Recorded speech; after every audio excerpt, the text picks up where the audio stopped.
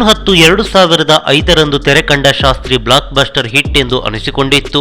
ಗಾಂಧಿನಗರದ ನರ್ತಕಿ main theatre, ಮಂಗಳೂರಿನ ರೂಪವಾಣಿ, ಪುತ್ತೂರಿನ ಅರುಣ ಸೇರಿದಂತೆ ರಾಜ್ಯಾದ್ಯಂತ ತೆರೆಗೆ ಅಪ್ಪಳಿಸಿದ ಶಾಸ್ತ್ರಿಗೆ ಮಿಶ್ರ ಪ್ರತಿಕ್ರಿಯೆ ವ್ಯಕ್ತವಾಗಿತ್ತು. ತಾಲೂಕು ಸೆಂಟರ್ ಪುತ್ತೂರಿನಲ್ಲೇ ಆ ಕಾಲದಲ್ಲೇ ಏಕಕಾಲಕ್ಕೆ ತೆರೆ ಕಂಡು 4 ಆಟಗಳಲ್ಲಿ 50 ದಿನವನ್ನು ಪೂರೈಸಿತ್ತು. PN ಸತ್ಯ ನಿರ್ದೇಶನದಲ್ಲಿ ಮೂಡಿಬಂದ ಶಾಸ್ತ್ರಿಯಲ್ಲಿ 1995 ತೆರೆಕಂಡ ಓಂ ಚಿತ್ರದ ಛಾಯೆ ಇದ್ದಿದ್ರಿಂದ ಒಂದಿಷ್ಟು ಮಂದಿ ನಿರಾಸೆಗೊಂಡಿದ್ರು. ಆದರೆ ಚಿತ್ರದ ಹಾಡುಗಳಂತೂ ಅತ್ಯದ್ಭುತವಾಗಿ ಮೂಡಿಬಂದಿತ್ತು. ಹೀಗಿರುವಾಗ ಒಂದಿಷ್ಟು ಚಿತ್ರಮಂದಿರಗಳಲ್ಲಿ ಯಾವುದೇ ಚಿತ್ರಗಳು ಇಲ್ಲ ಅಂತಿದ್ರೆ 2005ರಿಂದ 2009 ಶಾಸ್ತ್ರಿ ಎಂಟ್ರಿ ಕೊಡ್ತಿದ್ದ. ಆ ಮಟ್ಟಕ್ಕೆ ರಾಜ್ಯದ ಒಂದಿಷ್ಟು ಕಡೆಗಳಲ್ಲಿ ಶಾಸ್ತ್ರೀಯ ಹವ ನಿರ್ಮಾಣವಾಗಿತ್ತು.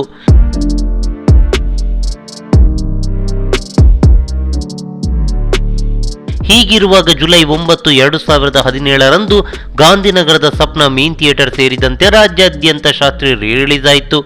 12 ವರ್ಷಗಳ ಬಳಿಕ ತೆರೆಕಂಡ ಚಿತ್ರವನ್ನು ಡಿಫೆನ್ಸ್ ಭರ್ಜರಿಯಾಗಿ ಬರಮಾಡಿಕೊಂಡ್ರು. ಮೊದಲ ರಿಲೀಸ್ನಂತೆ ಚಿತ್ರಕ್ಕೆ ಉತ್ತಮ ರೆಸ್ಪಾನ್ಸ್ ಕೂಡ ಸಿಕ್ಕಿತ್ತು. ಡಿಜಿಟಲ್ನಲ್ಲಿ ತೆರೆಕಂಡ ಶಾಸ್ತ್ರಿ ವಿಭಿನ್ನ ಅನುಭವವನ್ನು ನೀಡಿತ್ತು. ಇದೀಗ ಈ ಚಿತ್ರ ಮತ್ತೊಮ್ಮೆ ರಿಲೀಸ್ ಆಗಲು ತಯಾರಾಗಿ ನಿಂತಿದೆ.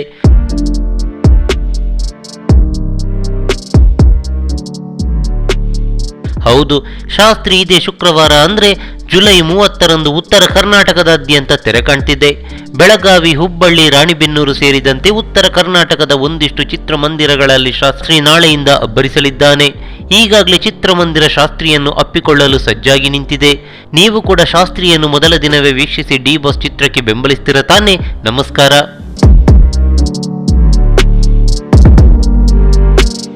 ಈ ಮಾಹಿತಿ ನಿಮಗೆ ಇಷ್ಟವಾಗಿದ್ದರೆ ಲೈಕ್ ಮಾಡಿ, ಶೇರ್ ಮಾಡಿ, ಹಾಗೆ ನಮ್ಮ ಕೋಸ್ಟಲ್ ಕನ್ನಡ ಯೂಟ್ಯೂಬ್ ಚಾನಲ್ಗೆ ಸಬ್ಸ್ಕ್ರೈಬ್ ಮಾಡಿ.